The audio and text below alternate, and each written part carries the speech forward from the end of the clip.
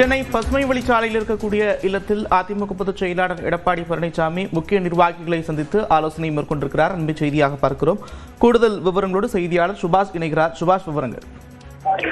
அதிமுகனுடைய வெற்றி பெற்ற சட்டமன்ற உறுப்பினர்கள் ஒவ்வொருவராக எடப்பாடி பழனிசாமி இல்லத்திற்கு வரக்கூடியதை நம்மால் காட்சிகளாக பார்க்க முடிகிறது.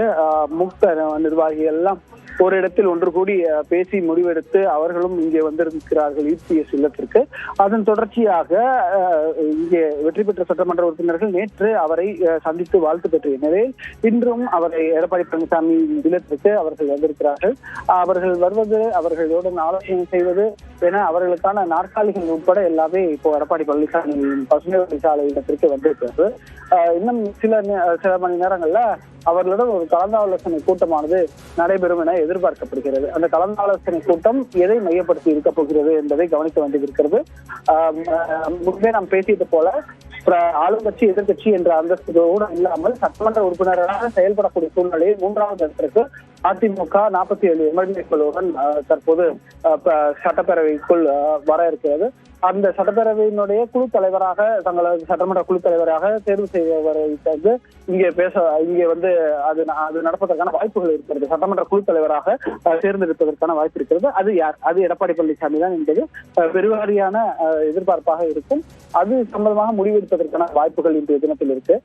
அது சம்பந்தமாக பேசுவதற்கோ அது சம்பந்தமாக அவங்க கிட்ட ஒப்புதல் வாங்குறதுக்கும் இந்த கவர்மெண்ட்டுக்காக அவங்க என்ன செய்ய போறாங்கன்றதுக்கான முடிவுகள் இதுவரையும் அவங்க கிட்ட இருந்து தென்படவில்லை.